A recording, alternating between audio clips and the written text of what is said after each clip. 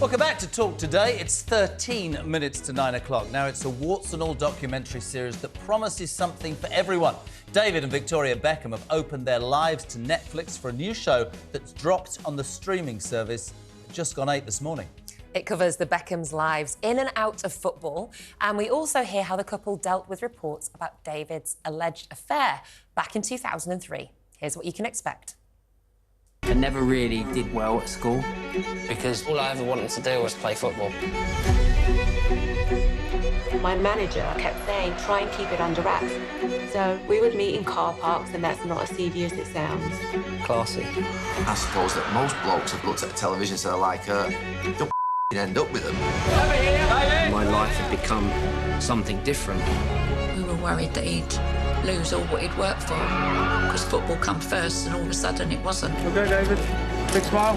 It definitely didn't change me. Well, it changed. There's no doubt about that. Well, the Sun's executive showbiz editor, Simon Boyle, joins us now to tell us more. So, Simon, in this documentary about the Beckhams, it's the first time that they talk about that alleged affair that rocked their marriage, but they seem to have got through it. It's the first time that we've seen David get quite emotional about this topic.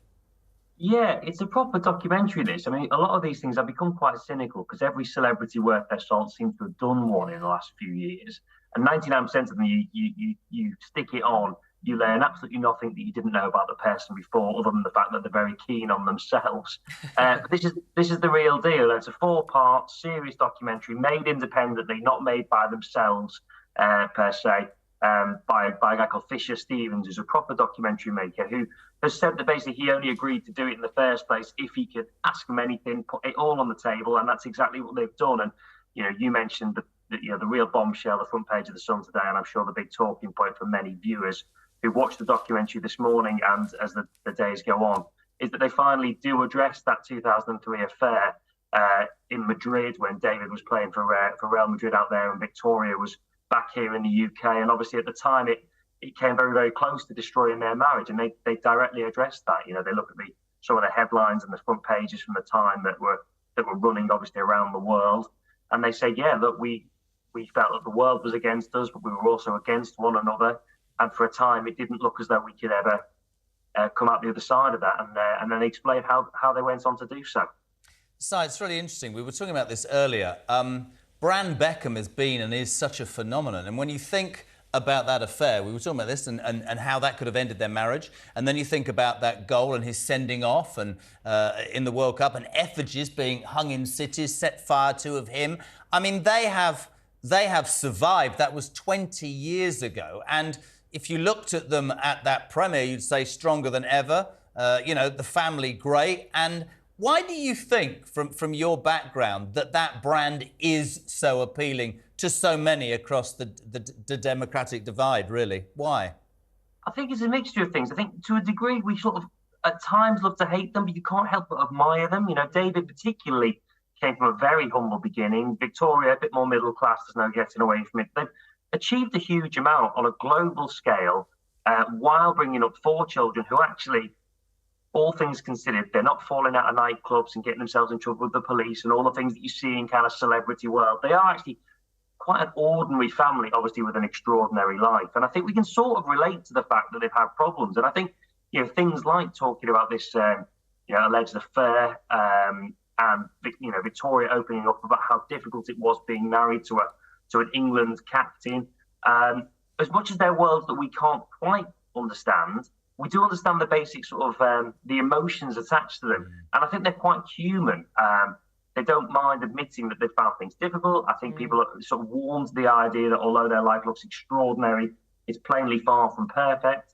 And of course, David, a magnificent footballer in his day, and Victoria has, in her own right, between pop music and fashion, really sort of cemented herself as well. So you can't really take that away from them. They have worked extremely hard, achieved an awful lot. And of course, I think the fact that they're so glamorous, particularly, women around the world fawn over David to this day, wherever he goes and whatever he does, I think certainly helps. And Simon, David also opens up on what really happened between himself and Fergie in the documentary. Alex Ferguson, not the Duchess of York, I might add. What can you tell us about that? Look, that's one of the really, as a football fan, that was one of the things that I really enjoyed, and a lot of people will kind of remember that tempestuous relationship. Fergie's in the documentary, as you saw in the trailer, along with a number of other Man United teammates from the time, Gary Neville included. It is a football documentary as much as it's a personal documentary, and it goes into the dynamic between them. I think David saw Fergie as some sort of pseudo father figure in some respects, but he was a tough father figure as well, somebody who would put an arm around him, but also berate him if necessary. And that incident with the boot where he threw it across the dressing room and whacked David and he ended up needing stitches is a pretty astonishing example of how fiery that relationship could be, and the pressure that football was under and pressure that everybody involved in football was under at the time. I think Fergie, it comes across that he's quite cynical about the big celebrity thing, because around the time David and Victoria had done the big wedding, they were on the front of every magazine, they were kind of parading their lives around quite a lot, and Fergie makes it really clear he didn't have an awful lot of time for that, and he says that whole experience changed David, and I think he obviously felt it was taking his eye off the ball, so to speak. But they come out of it well the other side as well. They obviously dealt with that. The nature of their relationship meant that they could overcome it. Just as David overcame his problems with Posh, he overcame his problems with Fergie too. And there's a real warmth there when you watch them both speak about it, and they can clearly laugh about it now, although it was obviously very serious at the time.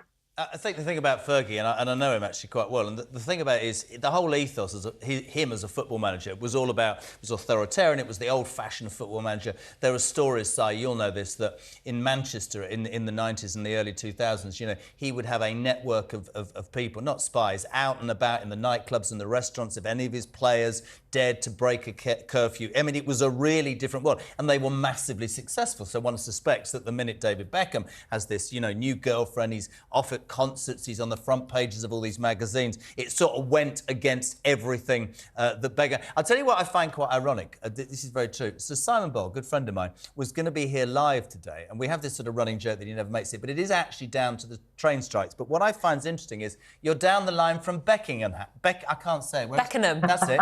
Beckham and Beckenham. Did you like what I did there, but managed to get it wrong? Close enough, yeah.